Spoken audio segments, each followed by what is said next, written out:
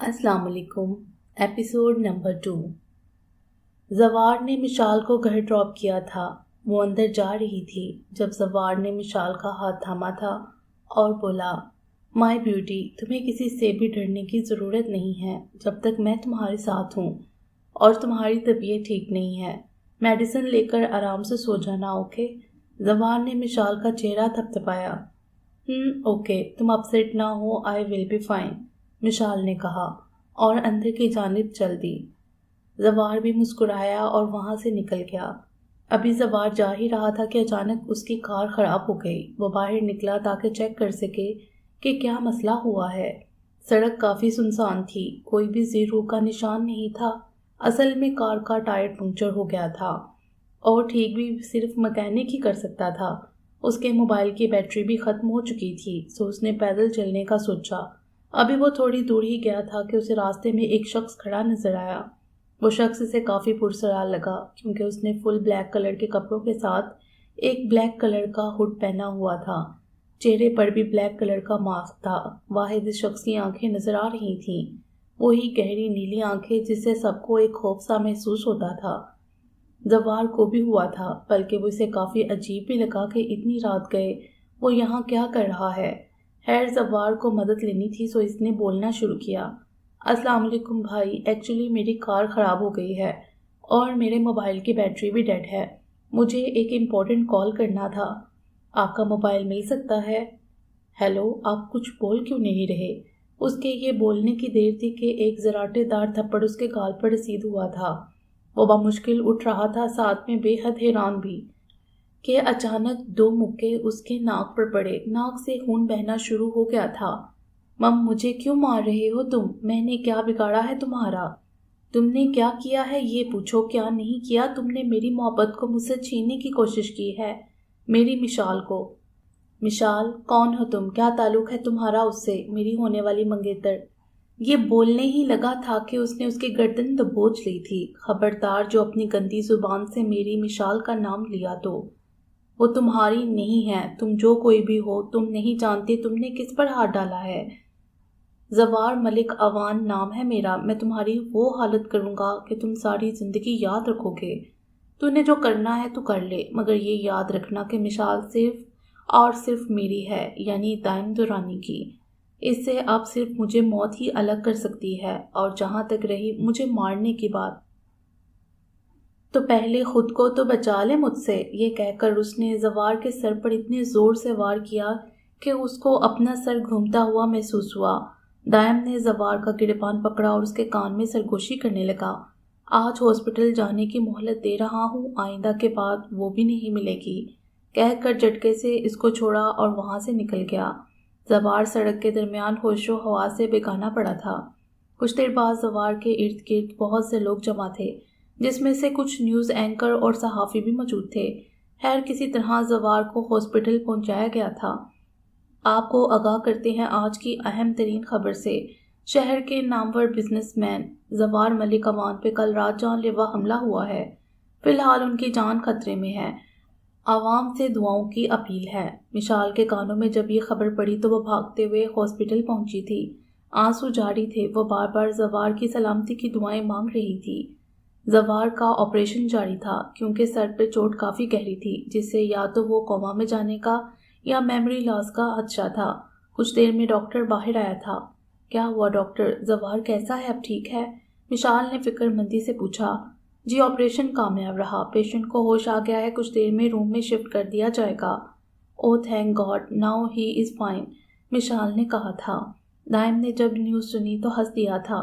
तुमने तो मेरी रूह को मुझसे जुदा करने की कोशिश की थी जवार मलिक अवान। तो एक गैरतमंद मर्द ये कैसे बर्दाश्त कर सकता है कि कोई उसकी बहुत ही जल्द होने वाली बीवी की तरफ आंख उठाकर भी देखे? कहते हुए दाइम के चेहरे पर एक इंतहाई खूबसूरत मगर इंतहाई खतरनाक मुस्कुराहट बिखर गई थी। जवार को होश आ चुका था। अब कैसे फील कर रहे हो? मिशाल ने पूछा। जवार मुस्कुराया और बोला, तुम्हें देखने के बाद बिल्कुल ठीक हूँ। मिशाल ने बेसाख्ता पलकें गिराई थीं। तुम्हें किसने मारा? मिशाल ने पूछा। चंद लम्हे वो मिशाल के खूबसूरत चेहरे की जानिब देखता रहा, फिर गोया हुआ। पता नहीं, होगा कोई बिजनेस में दुश्मन या डैड से किसी का पंगा होगा। بہرحال تم فکر مت کرو، میں اب ٹھیک ہوں، ظفار مسکرا کے بولا۔ تو مشال بھی مسکرا دی تھی۔ ماہ نور کو کچھ دنوں سے واٹس ایپ پر کسی انجان نمبر سے میسیجز آ رہے تھے۔ ابھی بھی وہ مشال کو کال کر کے زوار کی خیریت دریافت کرنے لگی تھی کہ اچانک میسیج آیا، میرے سینے سے لگ کر سن وہ دھڑکن جو ہر پل تیرے ملنے کا فرد کرتی ہے۔ مشال نے جب یہ میسیج دیکھا تو شرم سے سرخ ہو گئی اور سوچنے لگی کہ اتنا بے باک انداز کیسے ہو سکتا ہے۔ مجھے نہیں پہچانا جانے جانا، پھر میسیج آیا، بکواس بند کرو گھٹیا انسان، کون ہو تم اور میرا نمبر کہاں سے ملا تمہیں؟ انسان ہوں اور آپ کا نمبر آپ کی فیس بک آئی ڈی سے ملا ہے جناب، رپلائی آیا۔ ہو کون تم اور کیا چاہتے ہو؟ ماہ نور بولی۔ آپ کی توجہ جانے جاں، گھٹیا انسان، اگر ایک اور بار بھی کوئی واحد بات کی نا تو سر توڑ دوں گی تمہارا۔ وہ ہنس دیا تھا۔ اس کی ہنسی کو ماہ نور کیسے بھول سکتی تھی؟ زہر لگتی تھی اسے یہ ہنسی۔ میر ارسلان بٹ تم ہو نا یہ؟ ماہ نور نے پوچھا۔ بالکل جانے جاں، آپ کا غلام، آپ کا بندہ آپ کی خدمت میں حاضر ہے۔ دیکھو میر، میں تمہیں عزت سے سمجھا رہی ہوں، مجھ سے دور رہو ورنہ انجام بہت برا ہوگا۔ اچھا کیا کرو گی تم؟ میں ڈیڈ کو بتاؤں گی، وہ تمہیں چھوڑیں گے نہیں۔ میر کہکا لگا کر ہنسا۔ مطلب مجھے میرے ہونے والے سسر جی سے پٹواؤ گی؟ کوئی بات نہیں، تمہاری خاطر یہ بھی برداشت کر لوں گا جان میری۔ یو بلڈی آئی ول کل یو، ماہ نور نے کہا۔ میر ہنستے جا رہا تھا کہ یکدم وہ سنجیدہ ہوا۔ ماہ نور گمبھیر آواز کے ساتھ بولا۔ ماہ نور چپ ہو گئی تھی۔ کل تم مجھ سے ملنے آؤ گی؟ پاگل سمجھا ہے کیا مجھے جو تم سے ملنے آؤں گی میں؟ سوچ لینا، نہ آئی تو میں کیا کروں گا؟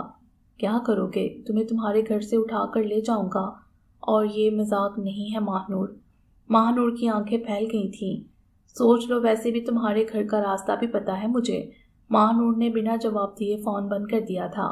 اگر سچ میں اس لوفر کو پتہ ہوا تو یہ کیا کرے گا، سوچ کے ماہ نور ڈر سی گئی تھی۔ میر یار، تو جس آفس میں جاب کرتا ہے وہاں مجھے بھی کرنی ہے۔ میر کا منہ حیرت سے کھل گیا تھا۔ کیا تو اور جاب؟ ہاں کیوں نہیں، تیری طبیعت تو ٹھیک ہے نا؟ ہاں یار، مجھے کیا ہونا ہے؟ جاب کیوں کرنی ہے تجھے؟ مشال کے لیے۔ کیوں؟ جب شادی کروں گا اس سے تو اس کے خرچے، گھر کے خرچے، دادی کی میڈیسنز وغیرہ وغیرہ، کیسے ہوگا یہ سب؟ اچھا اب تک یہ آئیڈیا کیوں نہیں آیا تجھے؟ اور اتنا یقین کیسے ہے تجھے کہ مشال سے ہی تیری شادی ہوگی؟ تو مجھے اچھے طریقے سے جانتا ہے، جو کام میں کرنے کا سوچ لوں تو اس کو کر کے ہی دم لیتا ہوں۔ اور رہی بات آئیڈیا، یار اب آ گیا نا تو بتا، تو بات کرے گا کہ نہیں؟ اوکے بڈی، میں کروں گا بات، امید ہے کہ کام ہو جائے گا۔ ویسے بھی ماشاءاللہ تو بہت ٹیلنٹڈ ہے، میر مسکرا کے بولا تھا، جس پر دائم بھی مسکرا دیا تھا۔ رات کو مشال سونے کے لیے اپنے کمرے میں آئی تھی۔ کپڑے چینج کرنے کے بعد وہ سونے ہی لگی تھی کہ اس کے کمرے کی لائٹ اچانک آف ہوئی تھی۔ وہ بھی موبائل کی ٹارچ آن کرنے ہی لگی تھی کہ کسی نے پکڑ کے دیوار کے ساتھ لگایا اور بولا، لٹل فیری۔ مشال اپنی جگہ کام کے رہ گئی۔ ککا کون؟ نہیں پہچانا مجھے؟ دائم، اف کتنی پیاری ہو تم، اور تمہارے منہ سے میرا نام کتنا خوبصورت لگتا ہے، مائی لٹل فیری۔ آپ پلیز میرے پاس مت آیا کریں، مشال نے ڈرتے ڈرتے کہا تھا۔ آج بول دیا ہے جانی جاں، آئندہ کے بعد ایسا کچھ بولا نا تو تم مجھے اچھے سے سمجھ چکی ہو، آئندہ تو اندازہ ہوگا ہی تمہیں۔ مشال لڑس کر رہ گئی تھی۔ اس کی گرم سانسیں وہ بآسانی اپنے چہرے پر محسوس کر سکتا تھا۔ مشال کو چند لمحے یوں ہی دیکھنے کے بعد وہ بولا، تم مجھے خود سے نہ الگ کر سکتی ہو نہ مجھ سے دور جا سکتی ہو۔ اگر تم نے ایسا کچھ بھی کیا نا تو قسم اس پاک ذات کی تمہاری سوچ سے بھی بڑھ کر برا کروں گا۔ ایک بات یاد رکھنا، دائم ترانی سے تم کہیں نہیں چھپ سکتی، میں تمہیں کہیں سے بھی ڈھونڈ لاؤں گا، کیونکہ تم پہ صرف اور صرف میرا حق ہے۔ تمہاری ہر ایک سانس صرف مجھ سے جڑی ہے، تم مجھ سے شروع ہو کے مجھ پہ ختم ہوتی ہو۔ دائم کی شدت، اس کی دیوانگی، اس کی جنونیت دیکھ کے مشال حیران رہ گئی تھی۔ وہ نہیں جانتی تھی کہ اس کے لیے کوئی اتنا شدت پسند بھی ہو سکتا ہے۔ اس نے ایسا کبھی سوچا ہی نہیں تھا۔ مشال نے جب مذمت کرنے کی کوشش کی تو دائم نے اس پر گرفت مزید مضبوط کی تھی۔ مشال نے ڈر کے آنکھیں بند کر لیں۔ دائم اس کی اس حرکت پر مسکرا رہا تھا۔ اس کو یہ سب فیل تب کیوں نہیں ہوتا جب زوار اس کے پاس آتا تھا؟ بے شک ان کی شادی نہیں ہوئی، مگر کئی دفعہ زوار نے بھی مشال کا ہاتھ پکڑا تھا تو اسے یہ سب کیوں محسوس نہیں ہوتا تھا؟ جب دائن اس کے قریب آتا اس کی دھڑکنیں کیوں تیز ہو جاتی تھیں؟ کیوں اس کا دل چیخ چیخ کے کہتا کہ ہاں یہی ہے؟ آخر ماجرا کیا تھا؟ دائن کی شدتوں نے، اس کے دیوانے پن نے، اس کی جنونیت نے مشال کو بہت کچھ سوچنے پر مجبور کر دیا تھا۔ صبح ماہ نور کو کالج جانا تھا۔ دراصل اس کی کچھ فرینڈز نے ایک چھوٹا سا گیٹ ٹوگیدر رکھا تھا۔ مشال نہیں جانا چاہتی تھی، وہ رات والے قصے کو بھلا نہیں پا رہی تھی، مگر ماہ نور اور اس کی باقی فرینڈز کی ضد پر اس کو جانا پڑا تھا۔ ماہ نور اور مشال نے سیم ڈریسنگ کی تھی، دونوں نے براؤن کلر کے فراک پہن رکھے تھے۔ مشال اپنی کار میں الگ سے آئی تھی، جبکہ ماہ نور بھی الگ سے آئی تھی۔ ماہ نور کی کار راستے میں خراب ہو گئی تو وہ ورک شاپ چلی گئی۔ اتفاق سے میر بھی وہیں سے گزر رہا تھا۔ ماہ نور نے تو اسے نہیں دیکھا، مگر اس نے ماہ نور کو دیکھ لیا، مگر سامنے نہیں آیا۔ تقریباً 15 منٹ کے بعد ماہ نور کی کار ٹھیک ہو چکی تھی۔ وہ بیٹھی اور کار کو زن سے اڑا لے گئی۔ میر نے بائک پر ماہ نور کا پیچھا کیا تھا۔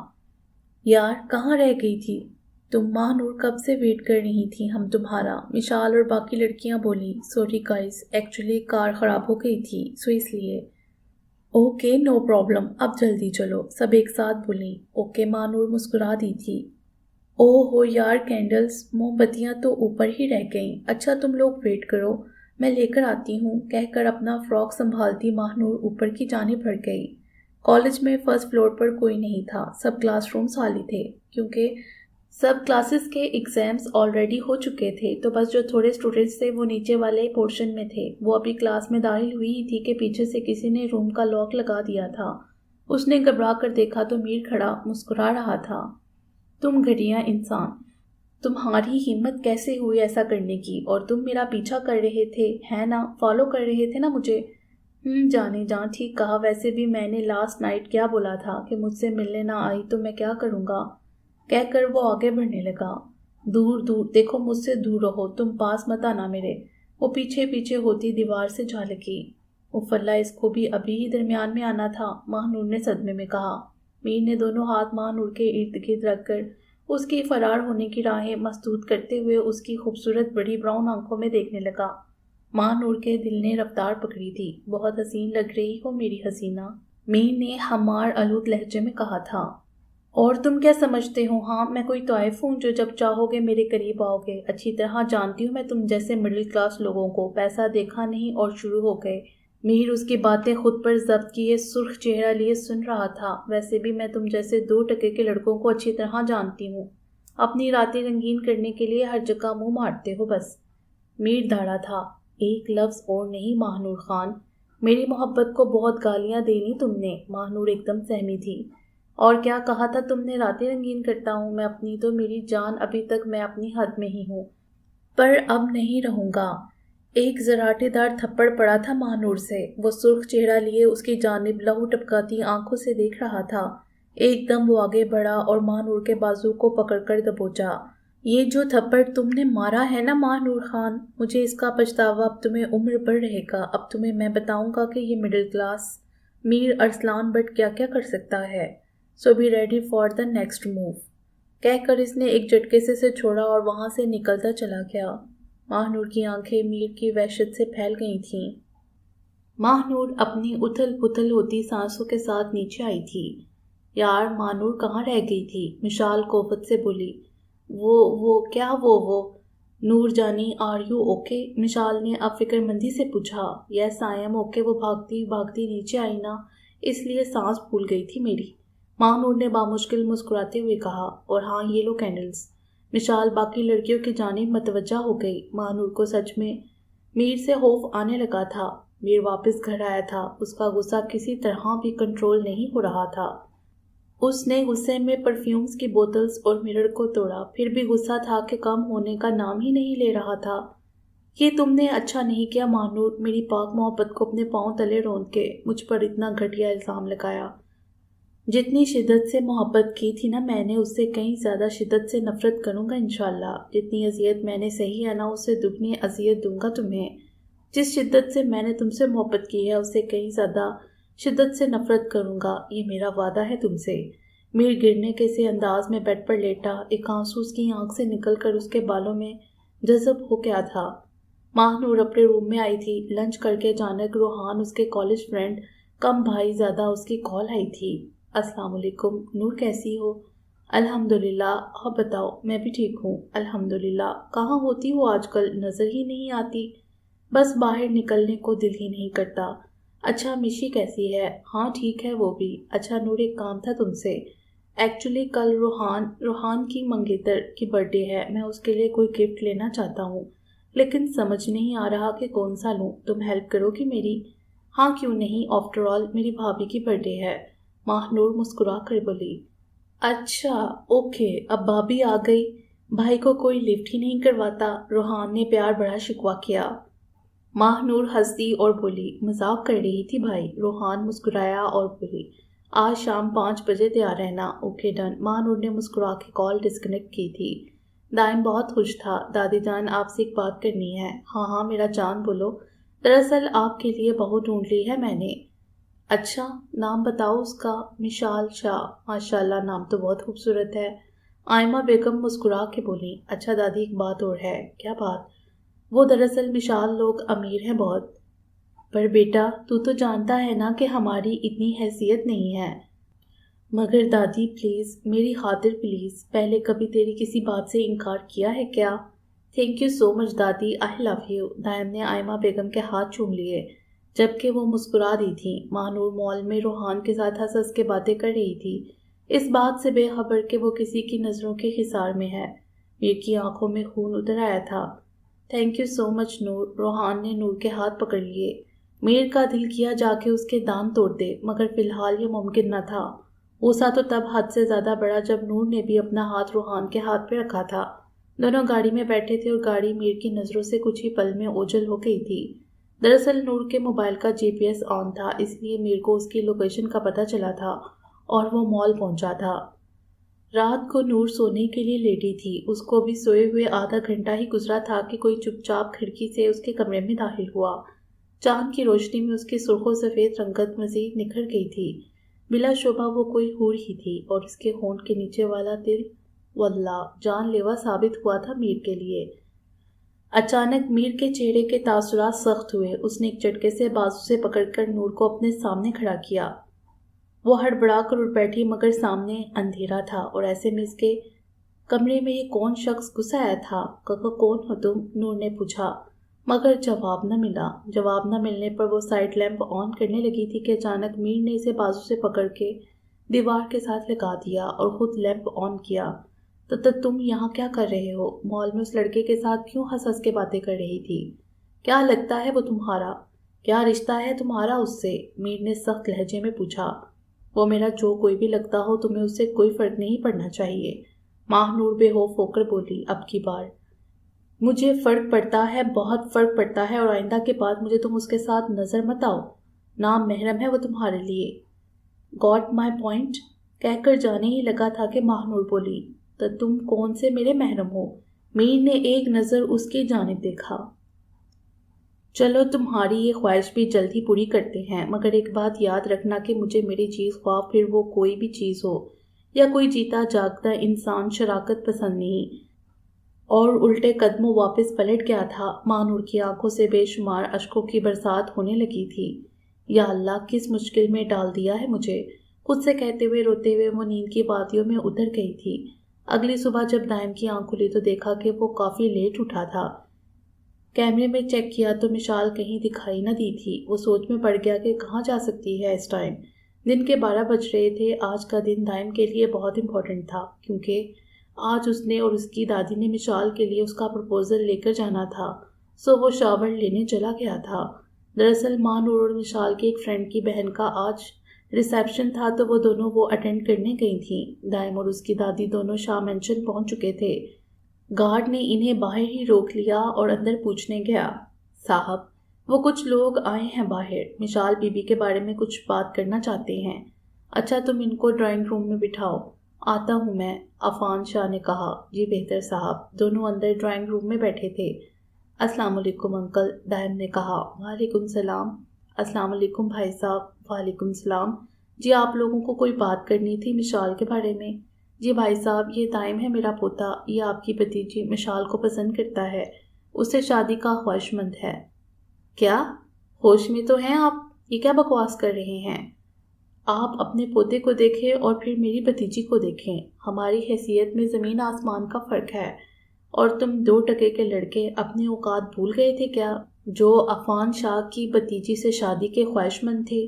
दाइम खुद पर जब्त किए सब सुन रहा था, जबकि आयमा बेगम को अपनी इस कदर बेइज्जती देखकर उनकी आंखों से आंसू बह निकले थे।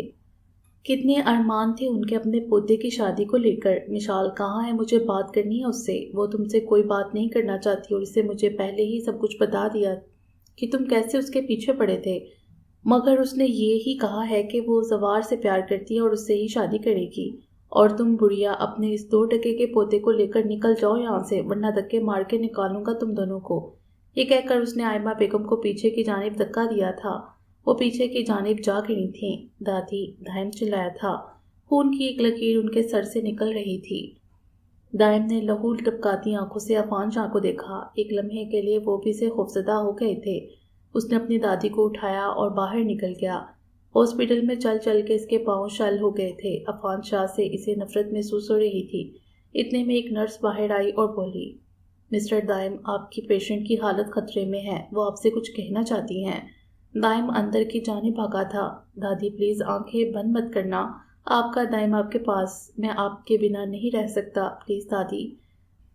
दाइम, मेरे बच्चे, मेरा आखिरी वक्त आ गया है। मुझसे कोई गलती हुई हो तो मुझे माफ़ कर देना। ये लड़ाई तुम्हारी है, इसे तुम्हें अकेले ही लड़ना है। वादा करो कि तुम कभी हिम्मत नहीं हारोगे, कभी कमज़ोर नहीं पड़ोगे।